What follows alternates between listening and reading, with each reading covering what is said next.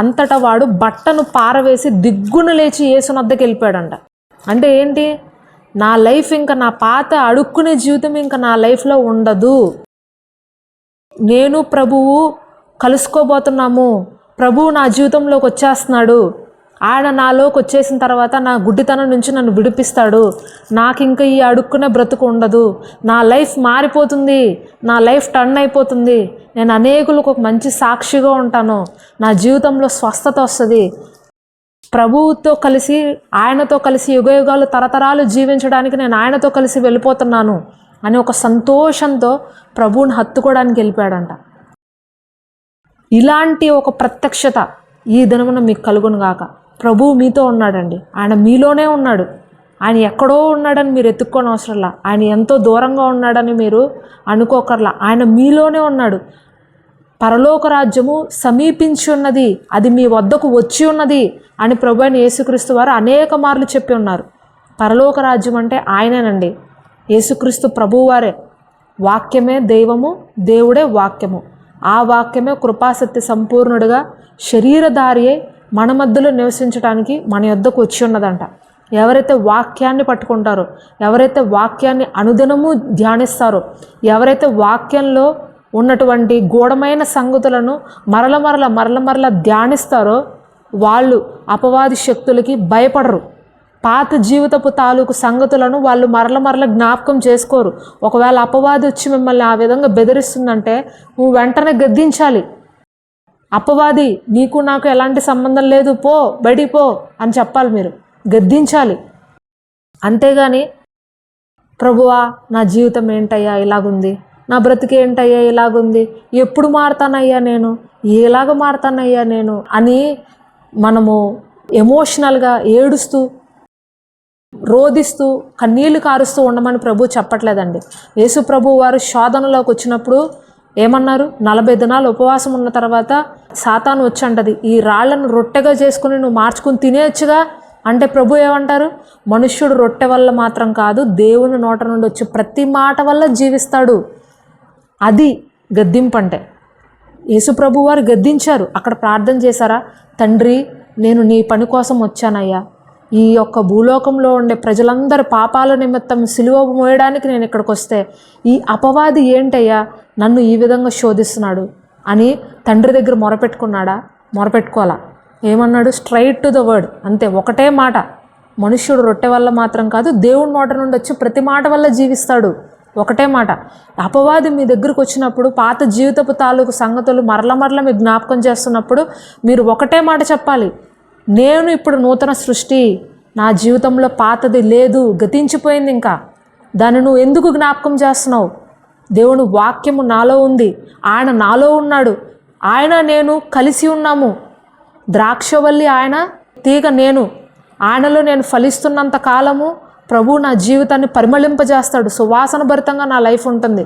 నువ్వెవరు నా లైఫ్లోకి రావడానికని మీరు అపవాదిని గద్దించాలి.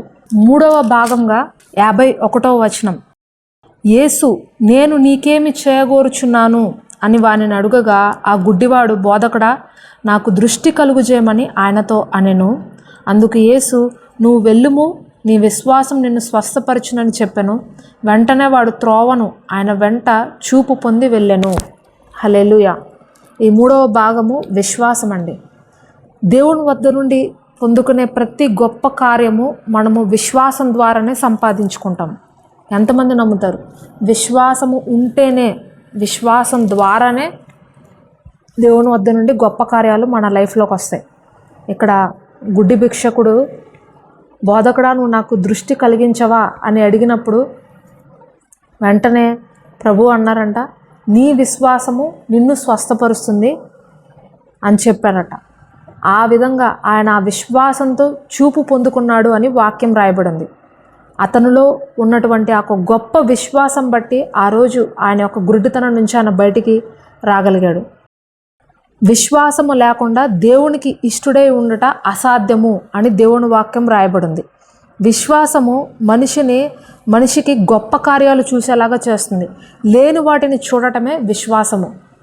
దృశ్యమైనవి అనిత్యములు, అదృశ్యమైనవి నిత్యములు అని వాక్యం రాయబడింది. మనము ఏదైతే నిరీక్షిస్తున్నామో, ఏదైతే మన లైఫ్లో మనము చూడాలి అని అనుకుంటున్నామో దానిని విశ్వాసంతో చూడడం నేర్చుకున్నప్పుడు మన లైఫ్లో అద్భుతాలు జరుగుతాయండి.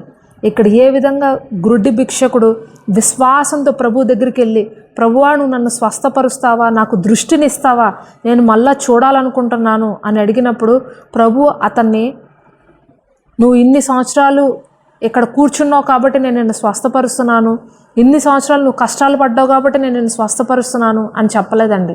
ఒకటే మాట అన్నారు, నీ విశ్వాసము నిన్ను స్వస్థపరిచింది. నువ్వు ఎంతలాగా నువ్వు నన్ను నమ్మినందుకు నువ్వు స్వస్థపడ్డావు, ఎంతగా నువ్వు నన్ను విశ్వాసంతో నా కోసం నువ్వు కనిపెట్టినందుకు నువ్వు స్వస్థపరచబడ్డావు. హల్లెలూయా. ఈరోజు ఈ యొక్క మీటింగ్లో పాల్గొనున్న ప్రతి ఒక్కరిని కూడా ప్రభు ఇదే కోరుకుంటున్నారు. విశ్వాసంతో నా దగ్గర మీరు కనిపెట్టినట్లయితే, విశ్వాసంతో మీరు ఏదైతే అడుగుచున్నారో ప్రార్థనలో దానిని సందేహపడకుండా ప్రార్థించినట్లయితే మీ ఎదుట ఉన్న ప్రతి కొండను కూడా మీరు సముద్రంలో పడవేసినటువంటి గొప్ప శక్తిని ప్రభువారు మీకు ఇస్తాను అని ఈరోజు వాగ్దానం చేస్తున్నారు. హల్లెలూయా. విశ్వాసంతో అడగండి. మీ ఇంట్లో ఏ సమస్య ఉన్నా సరే విశ్వాసంతో ప్రభు దగ్గరికి వెళ్ళి అడగండి. ప్రభువా ఈ సమస్య నువ్వు తీరుస్తావు, నువ్వు తీర్చగల సమర్థుడు అని నేను నమ్ముచున్నాను. అపవాది నా జీవితంలో ఎలాంటి నాశనము చేయలేదు, సర్వాధికారము నీకు ఇవ్వబడిందని నేను నమ్ముచున్నాను. ప్రభువా దయచేసి ఈ యొక్క భయంకరమైనటువంటి పరిస్థితుల నుంచి మమ్మల్ని విడిపించు, నా భర్తను మార్చు, మాకున్నటువంటి అప్పుల సమస్యల నుంచి మమ్మల్ని విడిపించు, నా కుటుంబంలో సమాధానం దయచేయి, నాకు నెమ్మదిని దయచేయి, పోగొట్టుకున్న మా సంతోషము, సమాధానము, ఆశీర్వాదాలు తిరిగి మరలా మాకు ఇవ్వు ప్రభువా అని మీరు విశ్వాసంతో, పట్టుదలతో, మీరు క్రీస్తుతో కూడా కలిసి ఉన్నారు, అంటుకట్టబడి ఉన్నారు అని నమ్మి ప్రభు దగ్గర మీరు అడిగినట్లయితే ఈ దినమున ప్రభు మీ జీవితంలో కోల్పోయినటువంటి ప్రతి ఒక్క ఆశీర్వాదాన్ని తిరిగి మరలా దయచేస్తాను అని ఈరోజు వాగ్దానం చేస్తున్నారండి. హల్లెలూయా.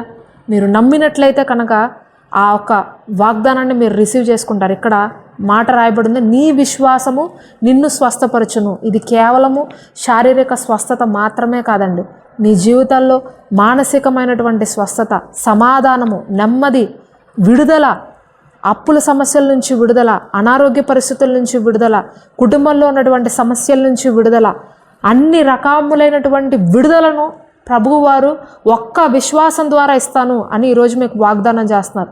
విశ్వాసం ఉంటే చాలండి, ఎలాంటి కొండల్లాంటి సమస్యలైనా సరే కింద పడిపోతాయి, అద్భుతాలు జరుగుతాయి మీ లైఫ్లో. హల్లెలూయా.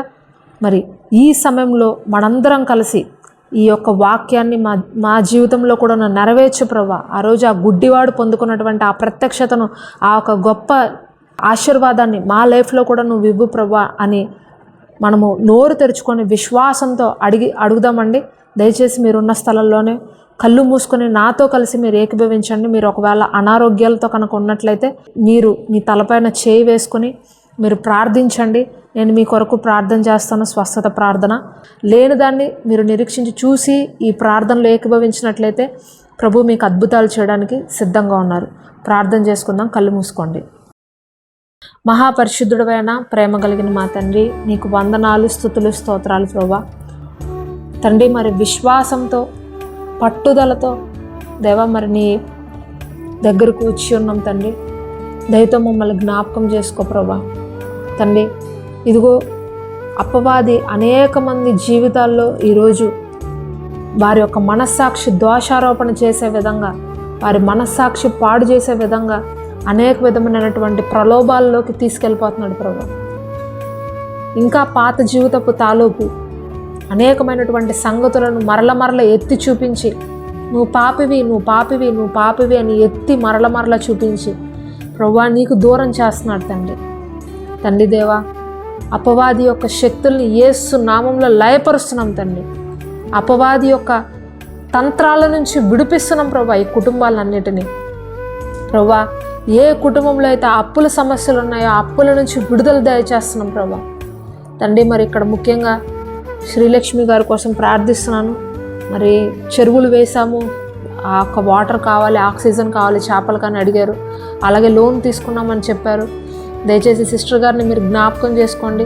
వ్యాపారం వారు ఏదైతే చేస్తున్నారో ఆ యొక్క ప్రక్రియను మీరు ఆశీర్వదించండి, దీవించండి. కావాల్సినటువంటి నీరునివ్వండి, కావాల్సినటువంటి ఆక్సిజన్ ఇవ్వండి అందులో ఉండే చేపలకి. అలాగే వారు వేసిన దానికి రెండంతల ఆశీర్వాదాన్ని మీరు దయచండి యేసు నామములో. నా తండ్రి, మరి వాళ్ళు పోగొట్టుకున్న దాని అంతటికి ప్రతిగా రెండంతల ఆశీర్వాదాన్ని ఆ ఒక కుటుంబంలో మీరు ఇవ్వండి ప్రభా. ఫైనాన్షియల్ బ్రేక్ త్రూ యేసు నామములో మరి ఈ కుటుంబంలో దయచేయుచున్నాము. నజరేయుడైన యేసు నామములో ఈ కుటుంబాన్ని బహుగా దీవించు, ఫలింపచేతండి. అలాగే ప్రభావతి సిస్టర్ గారిని కూడా జ్ఞాపకం చేసుకున్నాము. మరి హస్బెండ్ డ్రింకింగ్ నుంచి నువ్వే విడిపించు ప్రభా. ఆయన హృదయాన్ని నువ్వు మార్చు, విశ్వాసంతో మేము అడుగుచున్నాము. మీరు ఏదైతే విశ్వాసంతో అడుగుతారో దాన్ని పొంది ఉన్నామని నమ్మి ప్రార్థించమంటున్నాం తండ్రి. మరి మీరు భర్త గారిని మీరు మార్చినందుకు మీకు వందనాలు ప్రభా. ఆయన హృదయాన్ని మీరు మార్చినందుకు మీకు వందనాలు ప్రభా. ఆయన మరలా కుటుంబాన్ని పట్టించుకొని దేవా, మరి ఆయన కుటుంబానికి ఒక పెద్దగా ఆయన బాధ్యతని స్వీకరిస్తున్నందుకు నీకు స్తోత్రాలు ప్రభా. వీరిపై ఉన్నటువంటి ప్రతి బంధకాన్ని యేసు నామములో విడిపిస్తున్నాం తండ్రి. కుటుంబాన్ని ఆశీర్వదించి దీవించు దేవా. మరి పోగొట్టుకున్న సమాధానాన్ని తిరిగి మరలా వీరికి దయచేయండి. అలాగే ఉమామహేష్ గారిని కూడా జ్ఞాపకం చేసుకోండి ప్రభా. ఆ బ్రదర్ కూడా అప్పుల బాధతో ఉన్నానని మరి చాలా రోజులుగా ప్రార్థించమని అడుగుతున్నారు తండ్రి. బ్రదర్ని మీరు జ్ఞాపకం చేసుకోండి. నీ విశ్వాసము నిన్ను స్వస్థపరిచింది అని చెప్తున్నావు. నీ విశ్వాసము నీకు విడుదల కూడా దయచేస్తుందని చెప్తున్నావు ప్రభా. ఉమామహేష్ గారి కోసం ప్రార్థిస్తున్నాను ప్రభా. ఆయన అప్పుల నుంచి విడుదల దయచేయండి ప్రభా. ఫైనాన్షియల్ బ్రేక్ త్రూ రిలీజ్ చేస్తున్నాం తండ్రి యేసు నామంలో. ఆయనకు ఉన్నటువంటి ఆ ఆర్థికపరమైనటువంటి ఇబ్బందులు ఇక మీదట లేకుండా ఆయన జీవితంలో మీరే సహాయం చేయండి. ఆ నెగిటివ్ థాట్స్ నుంచి ఆయన విడిపించండి. చనిపోవాలి అనే మనస్సు నుంచి ఆయన మీరు విడిపించండి ప్రభా. ఈ రాత్రి నీ సన్నిధి సమాధానాన్ని బ్రదర్ జీవితంలో మెండుగా దయచేయండి ప్రభా తండ్రి. మరి అలాగే పాస్టర్ గారిని కూడా మీరు దయతో జ్ఞాపకం చేసుకోండి. ఆయన సేవను మీరు బహుగా ఆశీర్వదించండి. పాటల పరిచయను మీరు ఆశీర్వదించండి. వస్తున్న వారందరినీ దేవా మరి ఆత్మల్ని నువ్వే బలపరచండి, ఆశీర్వదించండి ప్రభా తండ్రి. మరి అలాగే సాయి తేజ గారిని కూడా జ్ఞాపకం చేసుకోండి ప్రభా. బ్రదర్ని మీరు ఆశీర్వదించండి, దీవించండి. మరి కుటుంబంలో ఏ అవసరతలతో అయితే మరి ఈరోజు మా బ్రదర్ జాయిన్ అయి ఉన్నారు, మరి ఆ యొక్క అవసరాలన్నీ యేసు నామములో తీర్చండి ప్రభా. మరి ఆయనకు కావాల్సినటువంటి నెమ్మది, సమాధానమును ఈ రాత్రి మీరు దయచేయండి. ఆరోగ్యాన్ని ఇవ్వండి, అభివృద్ధిని దయచేయండి. పనిచేస్తున్న స్థలాల్లో దేవా మరి ఆయన మీరు తలగా ఉంచండి ప్రభా. అనిల్ బ్రదర్ని కూడా జ్ఞాపకం చేసుకోండి, దీవించి ఆశీర్వదించండి. నీ కృపాక్షేమాన్ని దేవా మరి సహోదరుడి జీవితంలో మెండుగా దయచేయండి ప్రభా తండ్రి. మరి కుటుంబంలో ఉన్న ప్రతి ఇరుకు ఇబ్బంది నుంచి కూడా విడిపించండి ప్రభా యేసు నామములో తండ్రి. మరి కుటుంబానికి నీ సన్నిధి సమాధానం ఈ రాత్రి ప్రకటించుచుండగా నీవే కుటుంబాన్ని దీవించుము, ఆశీర్వదించుము తండ్రి. అలాగే వైష్ణవి కోసం కూడా ప్రార్థిస్తున్నాను ప్రభా.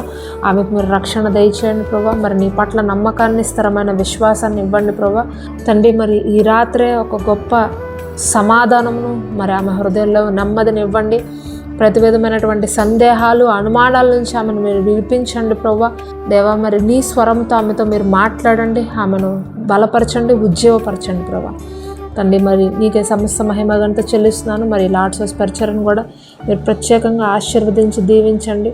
మరి ఇంకనూ అనేక మంది ఆత్మలను రక్షించుటకు దేవా మరి నీ యొక్క నిత్యజీవపు మాటలు చెప్పడానికి తండ్రి మరి మమ్మల్ని నువ్వు ప్రేరేపించు, ఆశీర్వదించు, దీవించు తండ్రి. అక్కడ అన్యుల మధ్యలో పరిచర్య చేస్తుండగా మాకు కూడా నీ ఆత్మతో నింపి బలపరచమని వేడుకుంటున్నాను తండ్రి. ఇంకా ముందుకు సాగడానికి కావాల్సినటువంటి శక్తి, అధికారం కలిగినటువంటి ఆత్మను మా జీవితాల్లో నీవే తెరవమని వేడుకుంటూ ప్రార్థన యేసుక్రీస్తు అతి పరిశుద్ధ నామంలో అడిగి వేడుకుంటున్నాము పరమ తండ్రి. ఆమేన్.